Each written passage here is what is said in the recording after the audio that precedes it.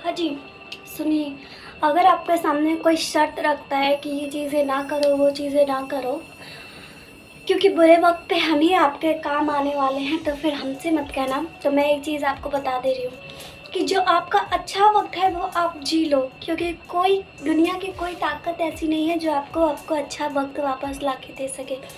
अगर ऐसा ही होता तो जनकपुर की राजकुमारी सीता माता वनवास नहीं जाती। अगर ऐसा ही संभव होता तो शिरोमणि राजा दशरथ की, सूर्यवंशी राजा दशरथ की बहू श्री रामचंद्र जी की पत्नी अपने कोख में दो दो दो बच्चों को लेकर जंगल जंगल नहीं भटकती। जो आपके कर्म में और किस्मत पे लिखा हुआ होगा वो ज़रूर होके रहेगा, और बाकी तो आपके कर्म पे डिपेंड है। आप इस बार जो करेंगे वो आपको इस बार का नहीं उस बार का होगा। तो आपकी लाइफ को जितना टाइम मिलता है आप इंजॉय करो, क्योंकि कोई किसी के लिए कुछ नहीं कर पाता है।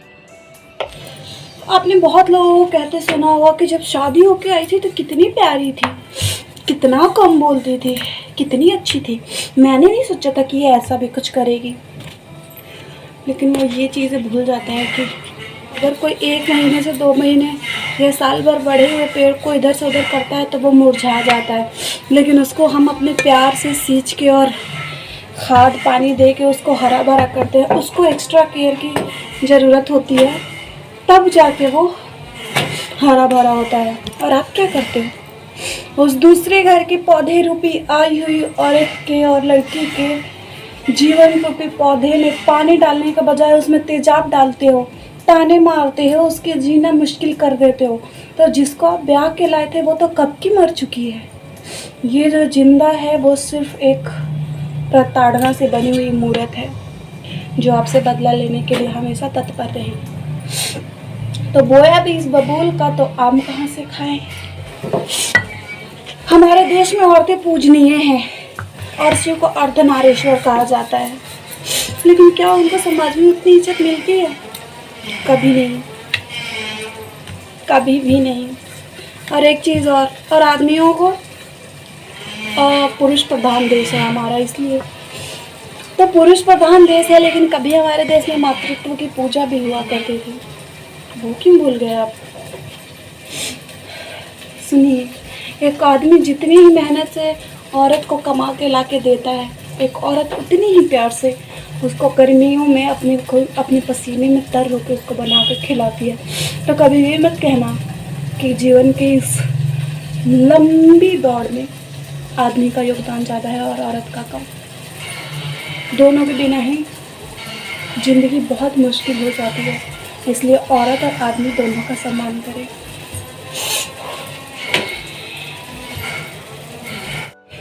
लड़कों के माता पिता का एक बहुत ही इमोशनल और बहुत ही भारी भरकम डायलॉग, हमने आपको कुछ नहीं दिया लेकिन बेटा तो पैदा करके दिया है ना, और वो इतनी मुश्किल से खून पसीना बहा बहा के आपको कमा के खिला दे रहा है, वही बहुत नहीं है। तो मैं उन माओं से ये कहना चाहूँगी कि आपके बेटे के पसीने आपको दिखाई देते हैं और हमारे पसीने नहीं। उनके पसीने सबको सार्वजनिक दिखाई देते क्योंकि वो बाहर जाके काम करते हैं, और हमारे पसीने नहीं। और एक बात और बता दूँ कि हमारे माँ बाप ने भी हमें उतने ही लाड से पाला था।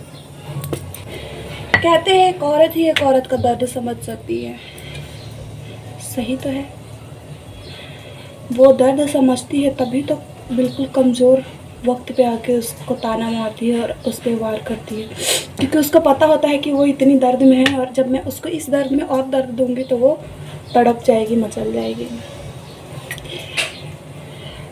आपने सुना होगा कि एक औरत ही औरत के दर्द समझ सकती है। क्या आपने कभी ये सुना है कि एक औरत ही औरत के काम आती है?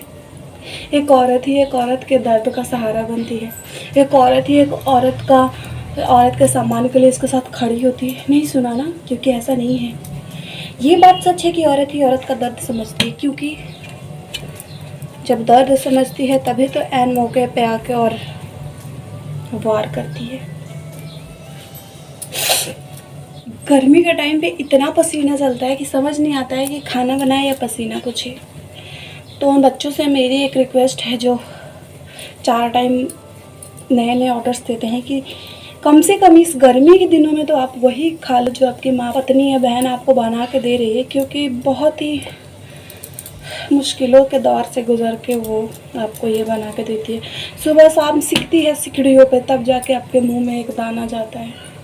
कहते हैं एक आदमी कमाता है तभी औरतों का घर चल पाता है। कोई ये क्यों नहीं कहता कि औरतें दिन रात बचाती है तभी एक आदमी का घर चल पाता है। कमाना इतनी बड़ी कला नहीं है जितनी बचानी। और ये कला आपको बुरा ज़रूर लगेगा, लेकिन सच है कि 95% आदमियों में नहीं होती है और 98% औरतों में होती है। औरतों का कहना होता है कि आपका काम ही, औरतों का काम ही क्या होता है, सिर्फ बनाना, खाना, बच्चे पैदा करना। इसकी बात की सारी जिम्मेदारी तो आदमी उठाते हैं। तो मैं उनसे एक बात कहना चाहती हूँ, किस जिम्मेदारी में औरतें उनकी भागीदार नहीं होती। और किसने कह दिया आपको कि सिर्फ बनाना, खाना और बच्चे पैदा करना हमारा काम है। वो वहाँ पे खाते हैं तो हम बनाते हैं, वो वहाँ पे बच्चों के लिए पैसे कमाते हैं तो हमारी टेंशन घर पे होती है कि बच्चे कहाँ हैं, क्या कर रहे हैं और कैसी परवरिश इनको मिलनी चाहिए। क्योंकि जब बच्चा अच्छा काम करे तो पापा का बेटा है, और जब बच्चा ख़राब काम कर दे तो पता नहीं कैसे पैदा किया था और क्या परवरिश किया था। दिन भर तो घर पे ही बैठी रहती थी, लेकिन क्या बच्चों को भी नहीं देख सकती थी।